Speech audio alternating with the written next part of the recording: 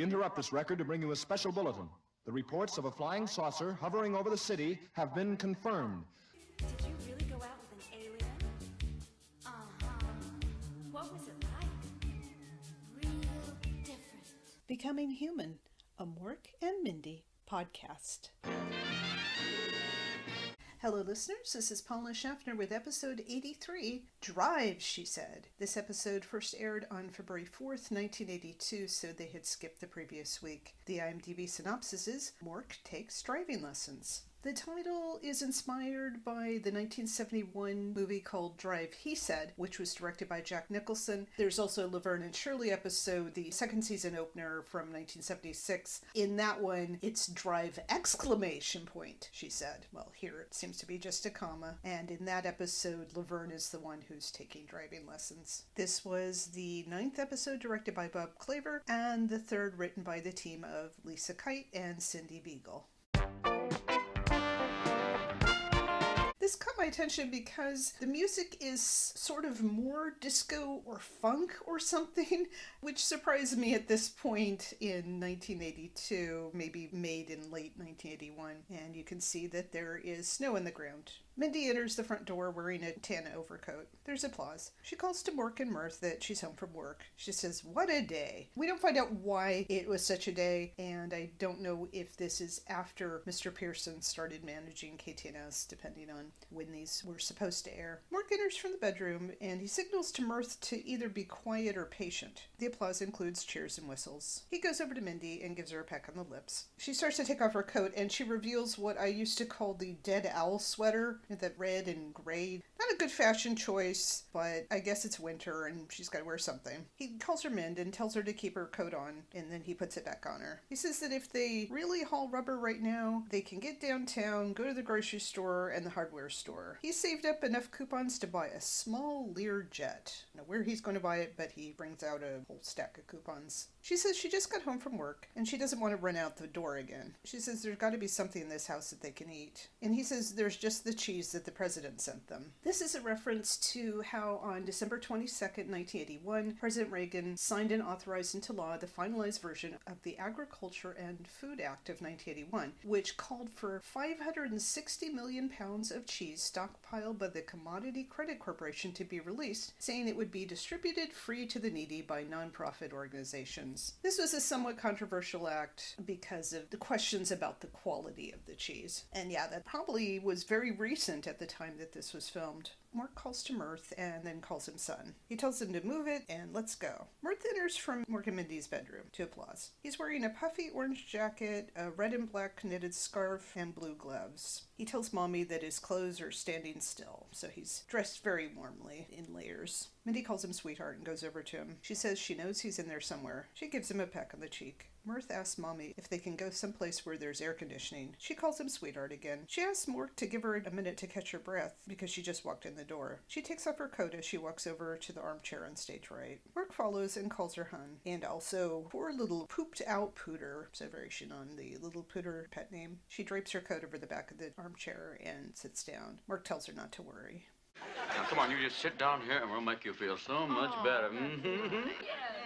Now we feel better, don't we? Good. Now, let's haul tush. Come on, let's go. Every time I come home, I've got to turn around and run out the door again. There's got to be some way you can handle these errands during the day. Oh, Min, it's not that easy, honey. It isn't. Come on, you guys. Are you gonna go or aren't you? No. Yes. Are you or aren't you? Because I want to tell you something, both. I'm beginning to sweat as much as Orson Welles chasing a frisbee. Right, I forgot about you when you're there. Unlike some of the episodes in this season, this episode is actually shippier than I expected it to be, and here we can see them cuddling and he gives her a massage. She thinks he should do the errands during the day, but they can't really talk about it because Mirth is there, and we get another Orson Welles reference. Mork and Mindy both go over to Mirth. She takes off his gloves and the hood of the coat, then his cap, and a very 80s looking sweatband. Mork just unbuttons one of Mirth's buttons. Mirth tells Mommy he feels like a huge artichoke. As both Mork and Mindy undo the coat, he says he feels like they're de-leafing him, or debriefing him. She laughs. So we get to see a little bit of them co-parenting here. Mindy at first doing more of taking care of their son, but Mork joining in after a while, and Mirth making puns that no actual child, particularly a baby, would have been making. Mindy tells Mork it would be a lot easier for all of them if he could learn how to drive. He says, "You want me to drive some primitive Earth vehicle financed by the government? Come on now." He says it'd be like asking the great Pele to play soccer with a BB. And of course, Pele is one of the most famous soccer players of all time. She tells him, look at it this way. What if something happened to Mirth during the day, like a real emergency? What would Mork do? He says what he always does, fall apart, which is true of how Mork reacts, at least initially, to a crisis. It's never discussed in this episode, but Mork presumably would have the ability to transport himself and Mirth around town in case of an emergency. Maybe they wouldn't be able to carry groceries or items from the hardware store, but he could be running errands. They also don't address how Mork is applying for a driver's license when his identification is a little bit shaky. And I don't know if he received something at the time that Exeter adopted him. Maybe that helped with the naturalization papers. It's a little bit fuzzy and not addressed. As Mindy hangs up Mirth's coat, she says, wouldn't it be a lot simpler if you learned to drive a car? It's a snap. In some parts of the country, you can get your license at 14. Mork says that's probably the same parts of the country where they marry at 8, which is not the only age of consent joke in this episode. Mirth says, listen, you two, I'm going to tell you something gently. I've had it up to here, and he holds his hand against his forehead. He's going into the bedroom. If he's not called for dinner within an hour, remember this, he can get awfully cranky. He growls. Mork and Mindy look very amused. He tells them to think about it, and then he exits into their bedroom to brief applause. It's not explained this episode why he's hanging out in their bedroom. Mindy tells Mork to have it his way, but she thinks it's a shame. If Mork had his license, he could drive those 6 long miles to the arcade and play Pac-Man. So yes, an early reference to one of the most famous arcade games of the early 80s and beyond. She sits on the couch. Mork looks very tempted. She says, but if you want to stand on the curb sniffing at life's exhaust, that's your prerogative. He looks like he's thinking it over. Then we get the first and I think only scene ever set in the garage. It's not explained where it's located in relation to the rest of the house. We don't see much of it, so I don't know if Mr. Bickley's car is in there or anything else. We can see that the Jeep is now gray. It's not necessarily the same Jeep that Mindy had 3.5 years ago, of course, because things have happened to it. Mirth says he'll be Sterling Moss, so Mork says he'll be Jackie Stewart. And they do a routine that includes Scottish accents for about 20 seconds. Sterling Moss and Jackie Stewart were British race car drivers. Moss lived from 1929 to 2020. Jackie Stewart was born in 1939 and as of this recording is alive at the age of 85. I don't really care, but just for your information. Mindy, who is a more patient woman than I am, tells them that enough's enough. She calls herself Mommy and asks Mirth to do her a big favor. She wants him to help her teach Daddy how to drive, and the way he can help is by being quiet. She tells Mork he has to pay attention. Mirth says his understanding was that this was going to be a lot of family fun, and I assume that Mork told him that, not Mindy. She tells Mirth they're not on a family trip, they're just going to sit in the car. Mirth says then they're very much overly packed. Mirth starts playing with his toy that has a steering wheel on it, and he makes it chirp. She puts her hand over his, and he says that she gave it to him. Like, what does she expect? She gave him this toy. She again asks him to be quiet. She says that Mork has seen her drive, which he has, including in the credits. Mirth asks Mommy if they're there yet. She calls him sweetheart and says that she told him that they're not going anywhere. They're staying in the garage, but he can pretend that they're going on a family trip. He says okay, but that's what he means. Are they there yet? So it's like he's imagining being a kid on a family trip and asking the perennial question, are we there yet? She says almost. She explains the ignition to Mork, who gets distracted thinking about what he'll have on his keychain. He considers a cowboy boot, a piece of Tupperware, and a bagel that says, "Nosh nosh, who's there?" Like a knock-knock joke. She tells him the keychain isn't important, but he says style is everything to him. She says that the Jeep has standard transmission. You change gears by using the gear shift. He says, so that's what that's for. She says, what do you think it was for? Churning butter? And embarrassed, he says, it doesn't really matter what he thought. So I don't know if he thought that it was for churning butter or if he thought something more suggestive. When she tells him to depress the clutch, he asks the clutch if it's seen Brian's Song or that last Ali fight. And Brian's Song is a very famous TV movie with, spoiler, a death in it. And then there's a reference to Muhammad Ali, whose boxing career by that point was not going as well as in his glory days. Mirth says mommy 3 times, and he says he's getting car sick. Mindy calls him sweetheart and says so is she, meaning she's sick of being in the car with the two of them. She gets out of the car and tells Mork that she's come to the conclusion that she doesn't have the ability to teach Mork how to drive. She also doesn't have the patience. So in a way, this is good. She realized that she is not the person to be teaching Mork, which sort of happens with Laverne and Shirley, although Shirley gets a lot more upset about it. Mindy thinks Mork should go to a driving school. Mork asks if that means the lesson is over. She says yes. Mork calls Mirth's son and tells him that means they're going back to the Grand Prix. As Mindy walks around behind the Jeep and over to the side door looking mildly annoyed, they do another routine for about 30 seconds, and it includes a reference to the Queen, presumably the Queen of England. There's another sunny daytime exterior of the house with snow on the ground. There's a knock, and then TNT lets himself in. He's wearing a yellow jumpsuit unzipped to his waist with nothing underneath except, of course, his chains. He's got a silver jacket and black gloves. The audience applauds, and I assume they recognize him, although it's been a while since we've seen him. He does his chain-shaking dance. Mork is very happy to see him. He calls him Todd Norman Taylor, and TNT says, TNT, that's my initials and my lifestyle. A mega ton of fun and a pretty fair limbo dance. And then he demonstrates doing the limbo, and then he jumps back up. Hey, where's my hug? We're a couple of today guys, aren't we, huh? No macho hang-ups? How I missed you. Well, I wish we could share something shallow right now, but my driving instructor's on the way over any minute. Oh, yeah? Well, time's up. Oh, huzzah, huzzah, boom, bah! Well, for sure, totally gnarly. Bill Kirchenbauer is still doing that parody of the late 70s, early 80s swinging single, looking more dated than in his first appearance. He says that they're today guys with no macho hang-ups, but he doesn't actually hug Mork back, he just lets himself be hugged. Mork finds out that TNT isn't just dropping by to say hi, he's actually there as Mork's driving instructor. Mork does some of the Valley surfer slang by saying for sure and totally gnarly, as he has before. Mork says he has to show him something. He's already picked out his bumper sticker. He brings in a car bumper from the bedroom. He shows it to TNT, but not to the audience, but TNT reads aloud, aliens make better lovers. Doesn't question this. Mork points out another bumper sticker that says, horn if you're a hunky. That is a switch on the popular 70s bumper sticker that said, honk if you're horny, which was a pun I knew as a child, because it was everywhere.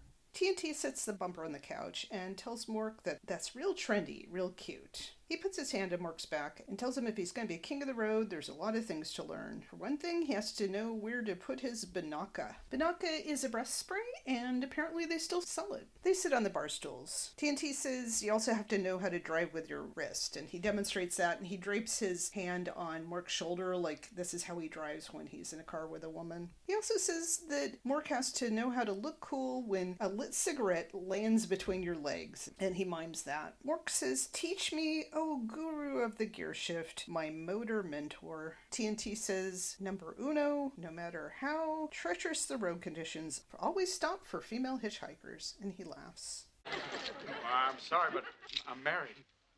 Marriage? Ugh, the ultimate social disease. Sorry, I didn't know. That's all right. You still have a year to pick out a wedding gift. Questione. If you're not out cruising for skirts, why do you want to learn how to drive?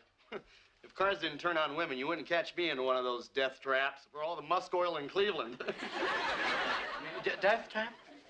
As in... Death trap? Oh, man, no. Come on. If it's that bad, why are you a driving instructor? Teenage girls with learner's permits. I got the boss jacket for free. Come on now, you got to be kidding there. Yeah, it's not really that bad. Is that dangerous? Dangerous? Morco, it's Slaughter Alley out there. Don't you ever watch Chips? How'd you like to get rolfed by 3 tons of cold, hard steel, huh? Oh, you're right. I'll just have to drive like a senior citizen looking for an address. Go by me, go by me.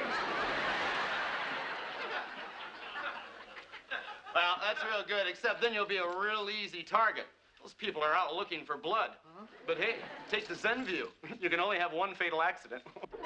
They haven't seen each other in about a year, so he didn't know that Mork was married, and it's not like Mindy would have invited him to the wedding. I mean, she didn't even invite Glenda Faye for whatever reason. TNT is such a swinging single that he sees marriage as the ultimate social disease, and so that's also a VD joke. And TNT just drives and is a driving instructor because he wants to pick up chicks, including teenage girls with learner's permits, so 15 and 16-year-olds. He calls Mork Morko, which I don't know if he's done before, and he refers to Chips, which is not the first time that we've had a Chips reference, I believe. And this action crime show starring Eric Estrada and Larry Wilcox was actually still running. I didn't realize that. It went from 77 to 83. There's a nighttime exterior of the house. Mork screams no a few times, and Mindy wakes him. She says he was just having a nightmare, and he was off key. I guess the way he was yelling no. He says it was a real nightmare, worse than the dream where he was trapped with the 3 seminary students and the animal therapist who kept saying, "Let the hamster have his space." Didn't get that joke, but it was interesting. Mindy tells him to relax. He was just having a bad dream. Everybody does. He should just try to shake it off and think of something pleasant so he can get back to sleep. That way he'll be fresh for his test tomorrow. He says he's not taking the test tomorrow. The dream was a sign. It was a warning from beyond. Mork doesn't want to end up as the subject of some pop maudlin hit.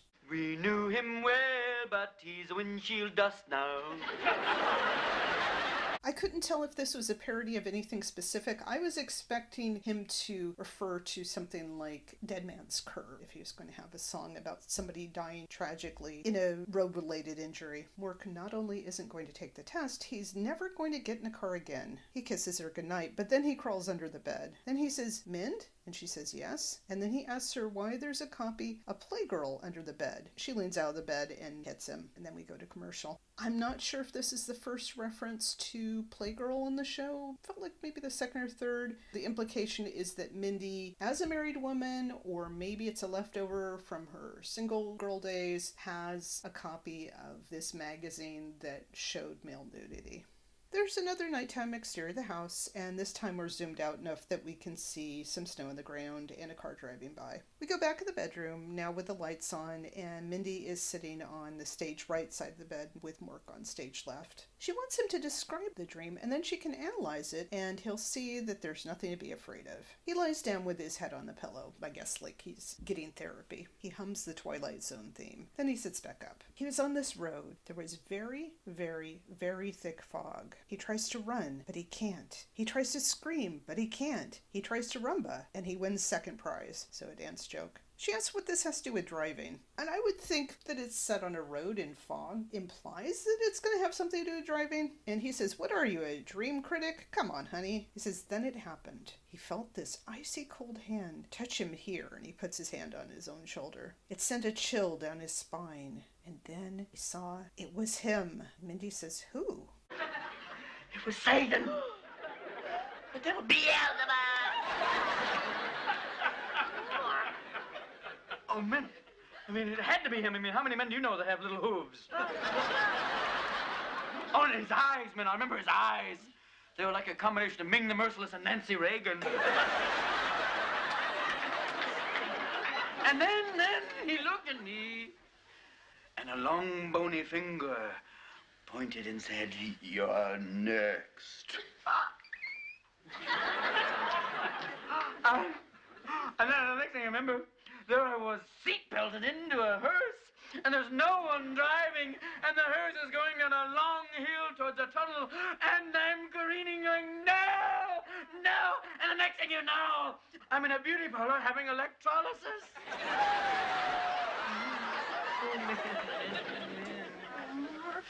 Calm down. I mean, I think that under the circumstances, what you're experiencing is perfectly normal. You mean everybody has dreams like that? Well, no. Well, yeah, sort of. But everybody is afraid of taking their driver's test. I know, I sure was. I was so scared. But I took it, and I passed, and I was so excited. As a matter of fact, I remember the day I passed my test, my dad gave me the car. And I went and picked up my girlfriends, Birchie and Millette and Susie. And we went to the record store and bought the new Herman's Hermits album. Remember that? Anyway, so then we went to the A&W to celebrate. And I had a root beer. No, wait, no. Millette had the root beer, I had the cherry Coke. Okay, and we were trying to impress these guys in the other car. See, I was holding my cherry Coke like this, and I poured it all down the front of me. We tried to get napkins from the guy, but he didn't have any. Min, Yeah? I'll make you a deal. I'll take my driving test if you don't finish that story.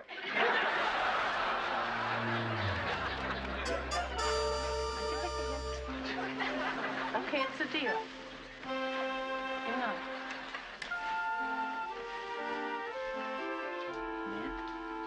What? Are you mad at me? Well, what kind of, Mork? I mean, you cut me off. You cut me off just like you did that time we went to the grocery store. And I was trying to make spaghetti, remember that? And we were buying all the...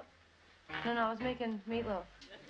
Anyway, I was buying the tomato sauce and the onions and...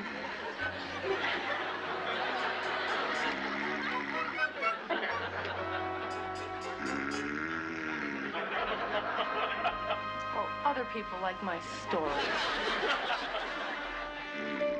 Mindy looks genuinely scared, but she does go into her mode of comforting him. The line that made me laugh out loud was, of course, the one about the eyes of Ming the Merciless and Nancy Reagan. Mark refers to electrolysis, and I didn't know if that was Robin commenting on his own hairiness. We find out the names of 3 of Mindy's high school girlfriends, who, of course, are not mentioned on any other episode. Well, Susie could be Susan Taylor, the Morgan Fairchild character, although it's hard to picture her being called Susie when she was young. The other 2 have the odd names of Perchie and Millette. This is when Mindy is presumably 16 years old. If we go by her age from the first season, that would put us in 1973. If we go by the age of somebody who graduated in 1971, then that puts us in 1969. According to Wikipedia, between late 1964 and early 1968, Herman's Hermits never failed to reach the top 40 in the States. But by 1967, they were definitely on the decline. I don't find it plausible that Herman's Hermits had a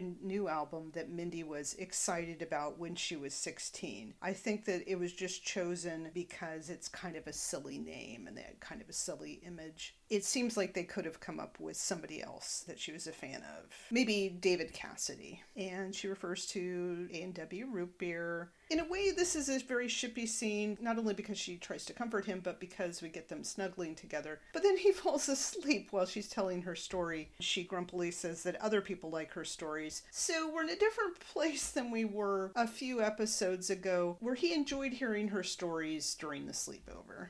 There's a dramatic close-up of a sign that says COLO, period, DEPT, period, of motor vehicles, so not spelled out. And the music underlies this drama. It's like, oh, we're at the DMV. Then we get the interior. A blonde guy with a mustache comes in the stage left doorway, and he's got some paperwork. He goes over to the clerk at the counter, who's a black man in a suit, even though this man is on the phone at the moment. There doesn't seem to be a long line. No idea what time of day this is. But in case, these 2 are just extras, and we don't know who plays them. Mork enters from the stage right door and says, I did it several times. He high-fives Mirth, who's got his red and black scarf, but he's not wearing his many layers as he was in the first scene. And we'll see that it's a very nice day out. Very pleasant day in allegedly Colorado in the winter. Mindy's got a green jacket and a turtleneck with a big neck. I don't know if that's a cowl neck. I always called them cow necks. Apparently has an L in it. She says she hates to rain on Mork's parade, but that was just the eye test, so he passed that part. Mork is disappointed as he says, you mean there's more? TNT enters from stage left. He has still got his silver jacket, but now he's got a white ski sweater and navy blue track pants. He says, never fear, TNT is here. And then he sings, guiding you from gear to gear. Mindy says hi to TNT, and of course she met him when she was visiting Glenda Fay in season 3. He calls her Crazy Lady, which is what he used to call Glenda Fay. He says he brought her wedding present, because we had the thing earlier where Mork said he had a year to get them one. Then he kisses her on the lips. Mirth covers his eyes. TNT brags, try to buy that in a store, and he grins. She says, gee, thanks. And he says, it's returnable. She starts to introduce our son, but then she changes it to Sonny. So she won't have to explain why she and Mork have a middle-aged son. TNT jokes that he was sorry to hear about you and Cher. And then he says, whoa, I'm hot today. Although it's not exactly a topical reference because Sonny and Cher had been divorced for years at that point. And he's still wearing a lot of chains, so he does his chain-shaking dance. Mirth does his excited arm movements, but with a grimace on his face, like he's not really sure how to react to TNT. Then he says, so you're TNT.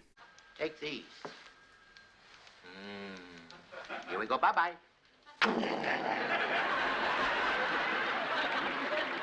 I wasn't sure if Mirth was being playful or this is how he's defending his mommy. Mork isn't bothered though, and he's glad that TNT is here. Mork says that nothing stands between him and his personalized license plate, and it'll be RRR, as in his bark laugh. 412. Oh, that'd be...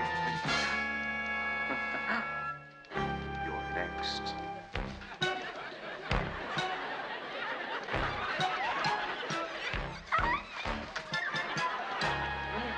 It's him.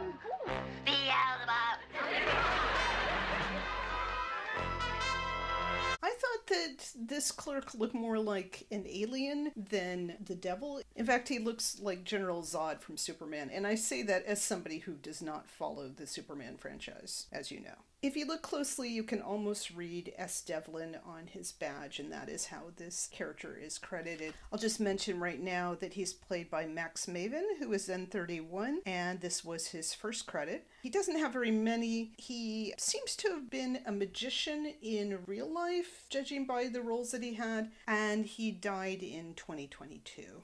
Now we get a close-up of a sign on the gate that says, driving test area. There are drums, like for an execution. Devlin walks by, followed by Mork, who's now in his aviator cap and a red and yellow scarf, and TNT is pushing him along. They head to a car with Fast Lane Driving School on the passenger side door. We didn't see any of TNT's driving lessons, but it's implied that this is what Mork has been driving for however long these lessons lasted. Devlin opens the driver's door and TNT strong arms Mork into the seat. For some reason, TNT gets in behind Mork, and that seemed odd to me to have a passenger in a driving test, and it's not like it's a driving lesson. It is there to lead to the visuals that we will shortly get. And also, of course, to give Bill Kirkenbauer a bit more to do. Devlin, who's in a very smart leather coat, gets in the front passenger seat. The music continues, and now it sounds like it's in a spy or war movie. Mork buckles in slow motion. He nervously starts the car. He backs up and then forward, making the wheels squeal. Mirth looks excited, and Mindy looks worried but proud.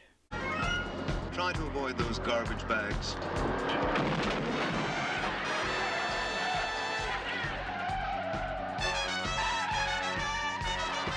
Bear to the right. Isn't that bad for the tires? Only 2 of them.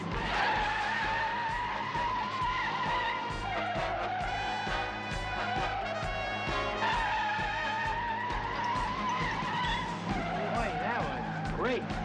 Did you do that on your driver's test, Mummy? No. You try to avoid those parked cars. Park cars. Huh? There are no parked cars in my dream.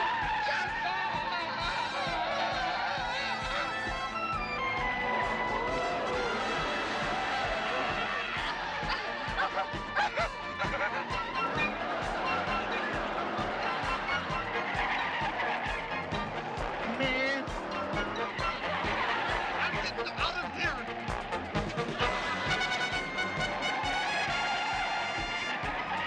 Stop! I'm too virile to die.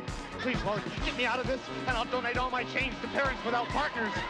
Another right turn, please. Sadist.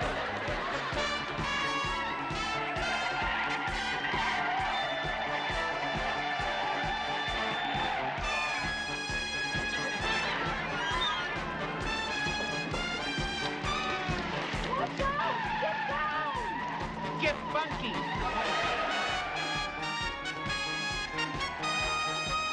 I'm satisfied with your work on the test course. I think it's time for the highway section of the test.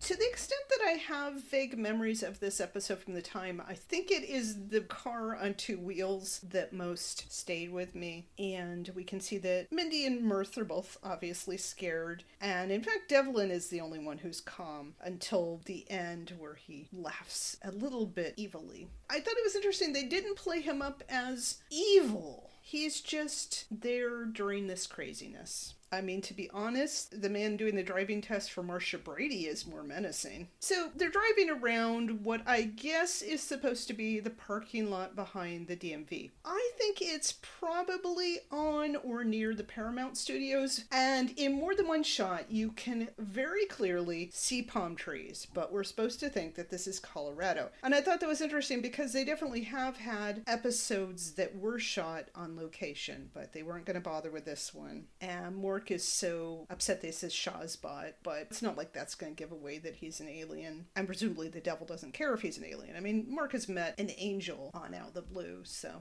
I will say that they did get a car with a green and white Colorado plate, so that was a nice touch. And the sky, by the way, is completely blue, not a cloud in the sky, so maybe that's why people aren't wearing as many layers in this scene. Yes, we get TNT climbing out of a moving car that's going along on two wheels and then standing on top of the car, and so then they intercut Bill Kirchenbauer with the stunt guy who had to have this costume. Parents Without Partners, as you might guess from the name, is a singles group for divorced or otherwise unmarried parents who are looking to meet people, and the organization, like Banaka, still exists. We have Mirth punning when Mindy says get down, he says get funky, even though that's sort of before his time. Devlin is satisfied with Mork's driving. I mean, it's definitely not typical driving, but he does it without anyone getting hurt. And then now he wants to see Mork on the highway. We don't get that.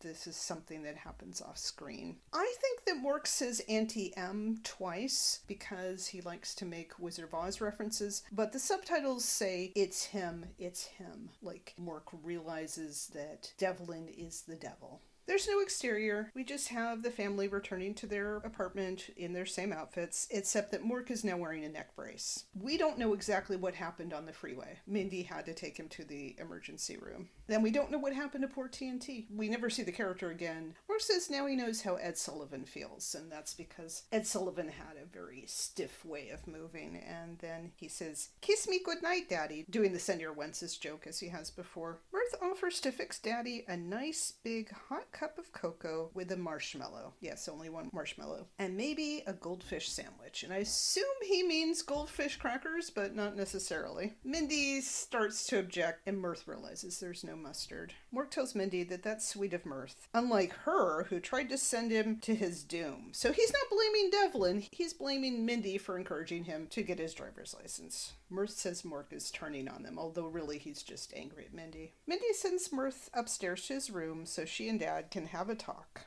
Mirth suggests that Mindy rub Mork's belly like Mirth does with Teddy, so yes, another reference to his teddy bear. And then he says, but Teddy never closes his eyes. He looks like he's not sure what he means by that, and I don't know either. He shrugs and he heads upstairs. Mindy tells Mork not to be so depressed. He can take the test another time. Mork says if he doesn't take the test again, Mirth will think he's a quitter, a coward, and Mirth will lose all respect for him. She agrees with each point, but Mork can live with that. She says, so he failed his driving test. It's not the end of the world. He says it's easy for her to say. He's never failed before, which is not true. I mean, think of how many times he's been fired. He says now he's an inferior, superior being.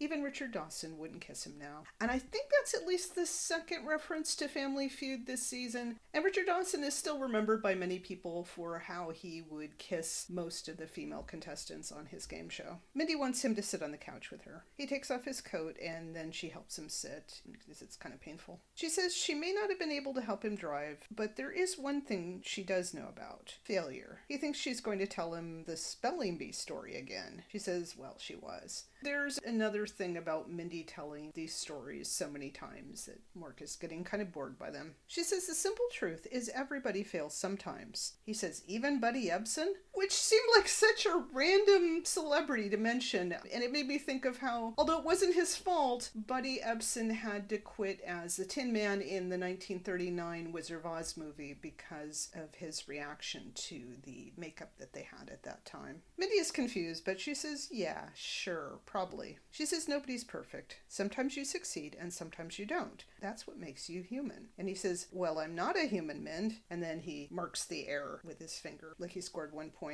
This pod is called Becoming Human because Mork becomes like a human, but he never actually does become a human. This is a reminder of that. What she's trying to say is just because he failed, that doesn't make him a failure. He says it still hurts.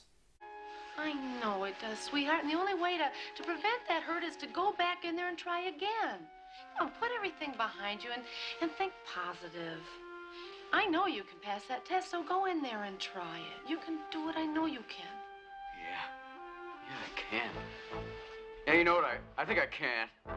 You know, I really can. Yeah, I can. I'm gonna do it.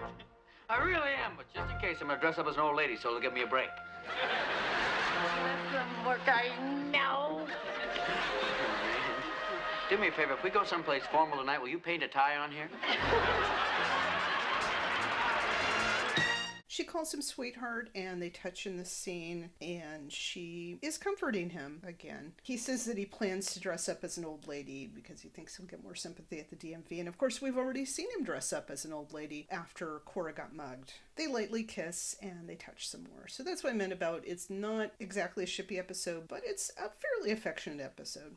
It's been a while since I've watched the rest of season 4, but from what I recall, Mork does have his license in some of the late episodes. Presumably off screen he did go and accomplish this. But it is an odd place to end the episode where he has tried something and he hasn't succeeded, but the successes that he tried, I guess. This is another of the episodes in season 4 where there's some potential, but it just doesn't all come together. I rate each episode on a 0 to 4 egg scale, which measures how well it delivers what I'm looking for in the series. Mork getting his driver's license or not, like I said, is potentially interesting, but there's too much happening off screen, things not really gelling. I, of course, did not find the little routines in the garage that Mork and Mirth were doing at all interesting. I was just glad that they were relatively short, only about a minute total, and some other jokes don't exactly land. I'm not totally happy with how Mork reacts to Mindy being very supportive, and he is not offering that in return. I understand he's stressed. I also rate each of these episodes on a 0 to 4 heart scale, which measures how well it supports and promotes the romantic relationship of Mork and Mindy. And this one I'm going to go straight down the middle with a 2, because they are affectionate, she's supportive, but it could be better. And of course, their relationship is not the focus.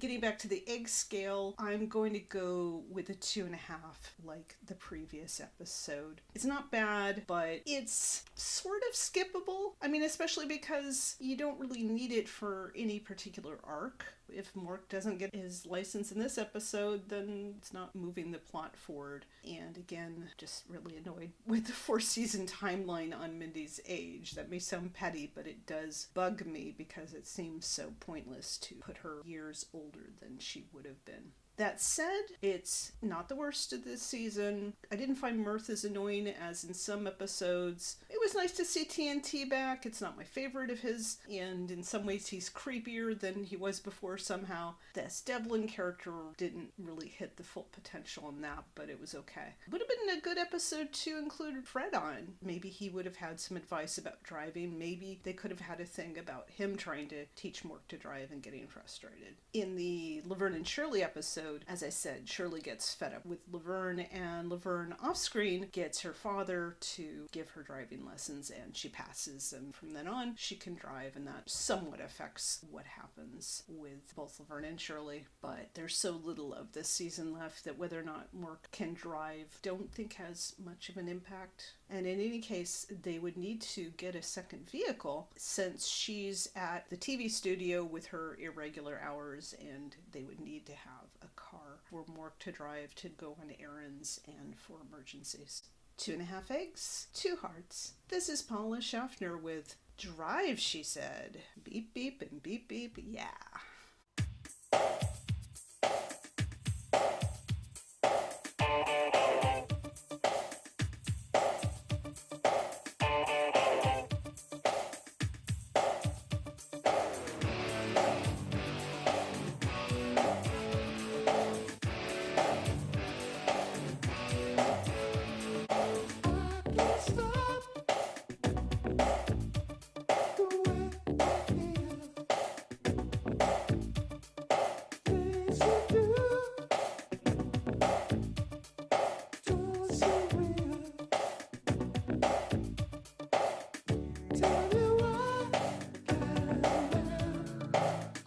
That's